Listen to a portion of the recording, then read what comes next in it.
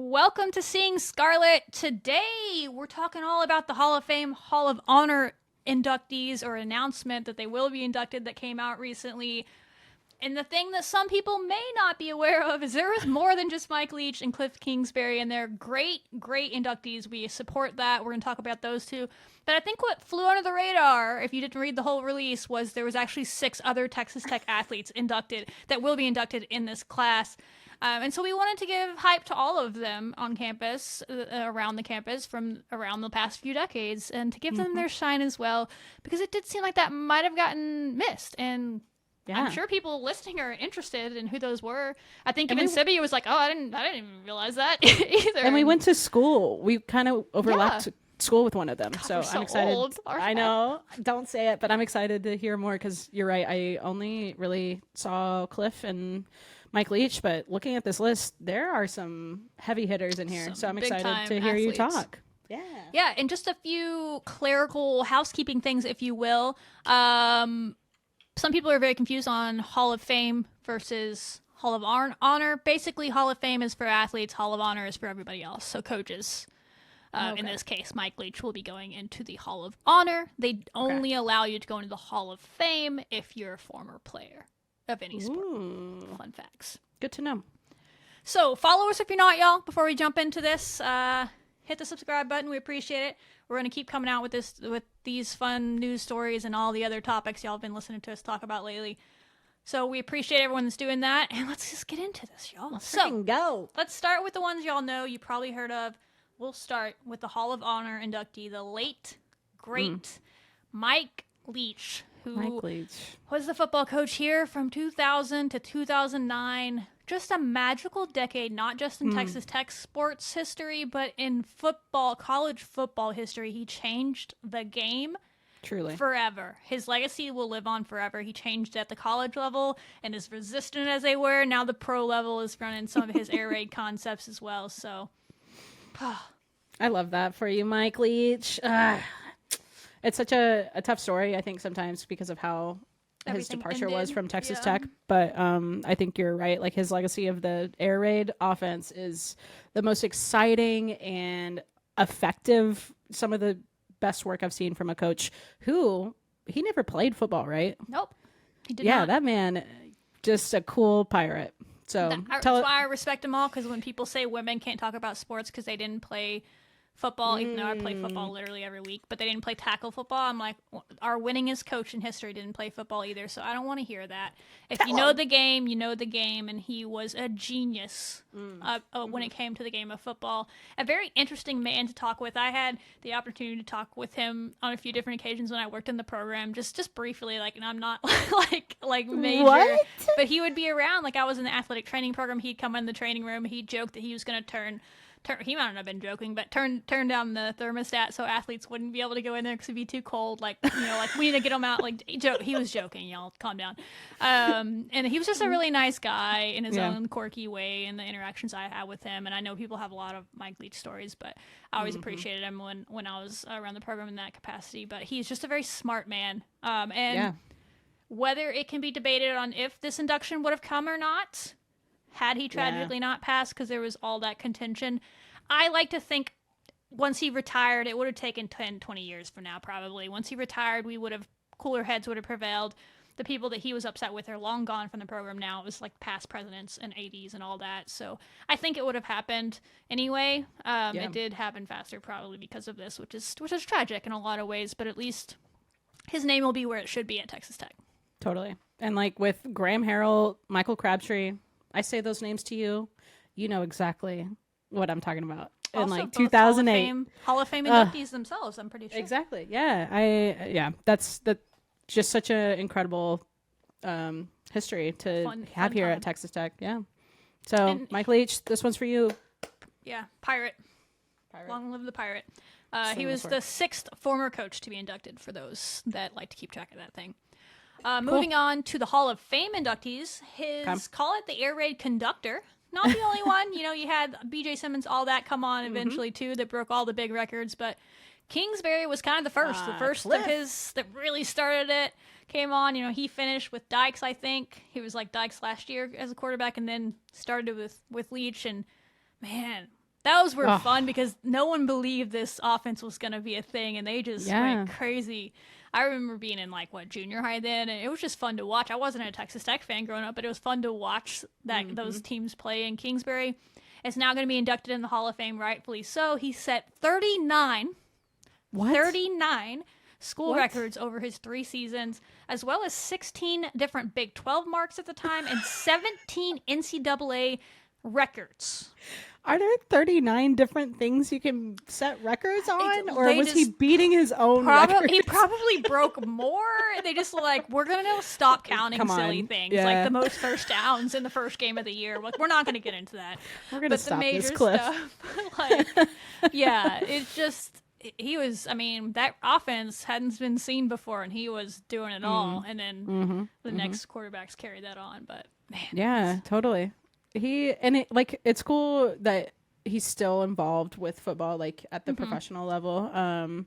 He's back in college now, but yeah. Oh, is he back? Oh, yeah, he's at USC. Yep. Yeah, that's right. I forgot about that. It's hard to keep track of him. I know, he bounced around. But yeah, I think that's such a cool thing to see, and he had work with Manziel, right? Johnny Manziel, some of the most electrifying players to watch, and so it's cool seeing him succeed so well at Texas Tech, but the ripples of his experience, how he's impacted really important players, I think is also a really cool tip of the hat to Kliff Kingsbury. And you know what? I remember when he went to coach the Cardinals, I think, was that his first head coach job in the NFL? Only the Cardinals? Yeah. Maybe. But I remember when he went there, I was like, I don't know if he's going to do well in the NFL. It seems like the NFL hasn't caught up yet to where he really likes to play and how his style of play is. Yeah. So I was really excited to see him go back to college football, and I think that might be where you belong. You know what I mean? Yeah. That's your journey, and that's where you succeed. Probably just better as an offensive coordinator, either at the college ranks or in the NFL. I don't think he. Even when he was at Texas Tech, he didn't like the recruiting side, even though he was good at it. He's like Mike Leach in that way. He learns from the guy. He's an offensive genius. He's a quarterback genius. He's worked with some of the best quarterbacks out there. He's getting inducted into this Hall of Fame because of his time as a player and all the records he broke and all the yards he had, all the things that he did on the field. But his legacy will continue as a coach now. Yeah. And it's unfortunate the way things ended with Cardinals, but that's how coaching goes. You have your great moments, and then you're going to get fired. The best of the best move on. And put that on a shirt. you're going to go to the pros, and then you're going to get fired. You're going to get fired. They just, the coaching carousel never ends. He had multiple teams that would have offered him as their offensive coordinator in the pros. He didn't have to come back to college. He chose to. I think USA is a good fit. USC is a good fit for him. He was the head coach.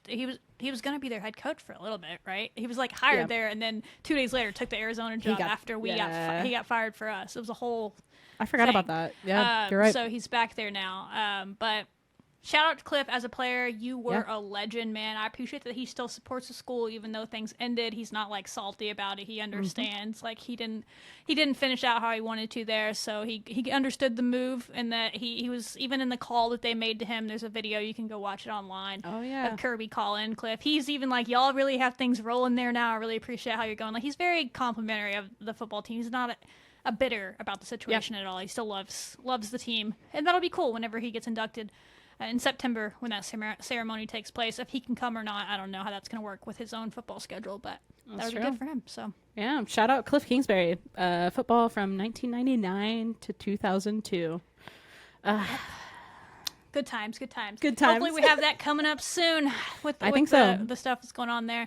But rolling into the rest, like we said, there are other people that are in this class. So Kim Kaufman, she was in school when we were both there, so I remember the name. She was just a dominant women's golfer from 2009 to 2013.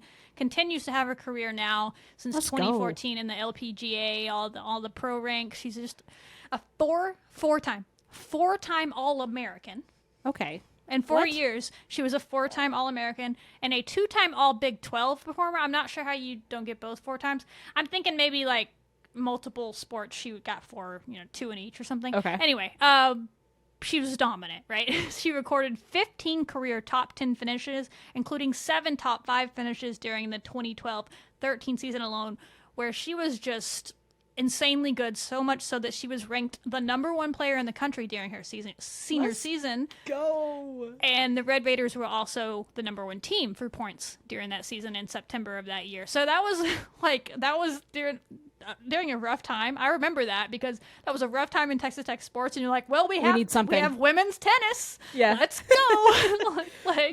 like they're #1 in the country. Like I remember people bragging about it, and she's the reason that they were #1 in the country. Like every good team, she had a supporting cast, but she was it. And women's golf or women's tennis?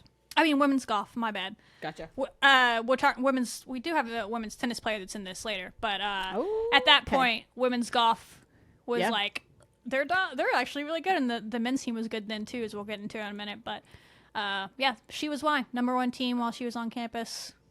Yeah, I'm reading a stat or a line from her resume right here. This top 10 finish that she had, I think, in the NCAA championship as an individual.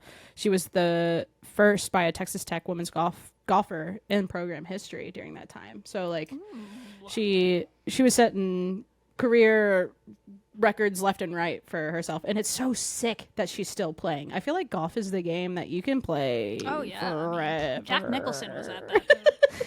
Yeah, I sometimes I like talk about golf with my dad, and he's older, and then I'm like, dude, we could go hit up the links right now, and he would probably still dominate me. So like, I love that it's a career that is continuing to benefit her, and damn, what a dog. That is amazing. Good stuff from Kim at women's golf 2009 to 2013. So that's that was our time. Yeah, we had something to cheer about. It wasn't Kim. Wasn't all bad.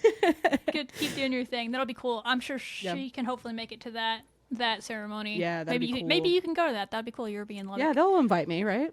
Yeah, obviously. It's press. Whatever we're talking about. Yeah, press. Your press pass. I'm for it. On the women's tennis side, like I said, Kathy Carlson, who you were talking about before we started, like as one that jumped out to you. You remember her from just growing up, I guess. I mean, it was before your time, but there's people talking about her. 1984 to 1988, she was at Texas Tech, the winningest player in program history with 224 overall career victories, 111 in singles, and 113 in doubles. What? Oh, okay. Her percentages are so top. Like they're top of the line. I remember the name because as some of y'all know, like I grew up in Lubbock, and so Texas Tech was it. Like that was our professional team, that was our college team, that was it. It was our people. So the Kathy Carlson era, I remember my mom talking about her a lot because my mom really wanted me to get into tennis, but I cussed too much, I think. So she was like, next sport. But the stats that she has with Kathy in her career, also really, really impressive. I'm stoked. Women's tennis, good year, 84 to 88. Yes, let's go. On the men's tennis side, though, she's not alone being inducted on the tennis side. She was great. About 2 decades later came old Gonzalo Escobar on the men's tennis side. Also during our time, that was the other sport. We had women's golf and men's tennis to root for when we were in school, and this guy is the winningest player in program history, ranking first with 181 career wins total.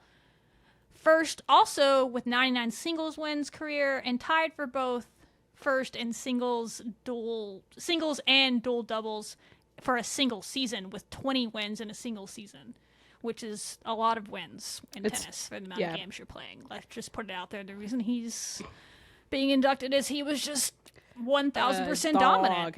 Yeah. A dog. That's it. And this is again, like we've been talking about, I remember his name. Like when we just hopped on before recording, and Shelby was like, yeah, like we got Kliff and we got Mike Leach, but here's some other ones. And I was like, I remember Escobar. Like, I don't know what it was, and it was because he was an absolute badass in college. Y'all, he's still playing. I'm looking at his stats right now where he just played a couple days ago. Oh, he's at it, man. He's currently ranked 55th in the world in doubles. Let's go. And he's competed in all 4 Grand Slams over his career, which is a really cool thing to say, like, for the rest of your life. Like, yeah, I've been in the U.S. Open, what are all those that they are? The Australian Open, the one that's on clay in Spain, all of those things. Yeah. I'm not a big tenniser, but I've seen the events that come on TV, and that's just a cool thing to be able to say. Like, that means you're good. Yeah, I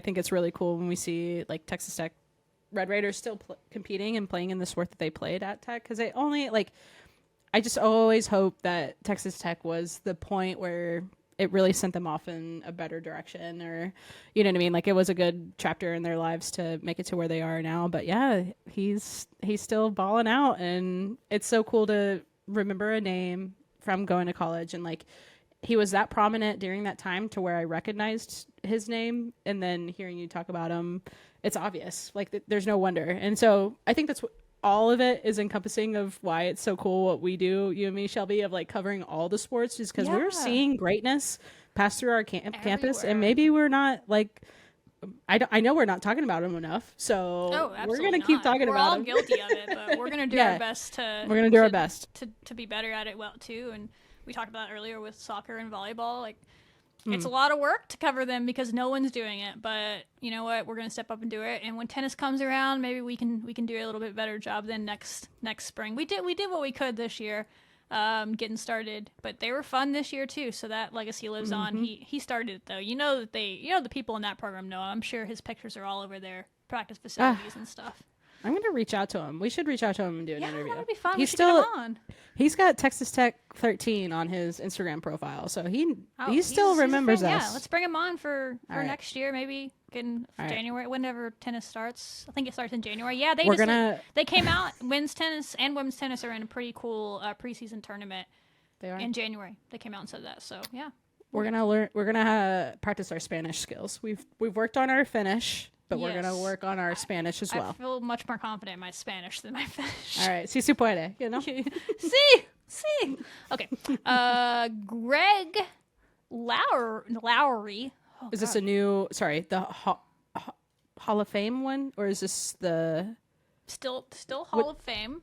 These are all Hall of Fame. He is a former men's basketball player, 1970 to 1972. Played 3 seasons for Texas Tech. I don't know where he's playing before. I'm assuming he was a junior college guy that transferred in. But he still owns the single season record for points averaged in a season with 24.5 points per game. That's still his name up there. He got that his senior year, and is 4th all time for a career average at 19.7. I don't know who is ahead of that. Probably people that only played 1 or 2 seasons and had 20 points a game or something like that. But 24.5, he has that record going for him. He scored 1,476 points during that tenure. 3-time All Southwest Conference player, and he was selected in not 1 but 2 drafts, because that was back when they were still the ABA. So he was selected by the Chicago Bulls in 1972, as well as the Miami Floridians of the ABA back then. So yeah, dude, so like, for those watching, like, Shelby and I both did our own like little projects of where like she's covering this information and I'm learning along with y'all. Yeah. So whenever you talk about somebody, Shelby, I'm like typing them in Google and like looking as you're talking. Something really cool about Greg Lowery, which happens to be on Juneteenth, which is today, the day that we're recording. I think what you were gonna say. That's really cool. I know you're gonna get to it. Go for it. Yeah. Let the people know. Let the people know. So Greg Lowery, alongside his teammate Gene Knoll, were the first 2 black basketball players in Texas Tech history. Right. So we're thinking back 1970, 1972. We know what was going on in that world, and to know how huge of an accomplishment that is, especially like in West Texas, right? Like, we know the different layers to that. And he's from Florida, so like a huge difference in a lot of different ways. But to come to Texas Tech and to have that type of history on your jersey, on your profile. Let's go, Greg. And it couldn't have been easy. And he sat in there and still performed at the level then balled he performed at. So bravo to him. A legacy that will live on forever. Whether that record stands forever or not, it stood for a while. It could. That's a large amount of points there. His legacy is not going anywhere. Not going anywhere off the court. So bravo, man. Bravo. That's awesome. Cool. Who else do we got here? We got two more. We got Matt Wingo in football, 1988 to 1991, a two-time All-Southwest Conference honoree. I believe he was a linebacker. He racked up 385 career tackles during his 4-year career and ranks third all-time in that number. Wow. So that was, to this day, he still ranks sixth. Oh, no, he ranks sixth in career tackles now. At the end of his career, at the time, he was third. 3 people have passed him since then. Now he's sixth in Texas Tech history in tackles. But one of the better linebackers in our career, in our history, to have ever set foot on campus as a football player, which there's been some good ones. So one of them's getting ready to go in the NFL Hall of Fame, as those that know that. So he's right up there with those names. So hold up. How many tackles did he have?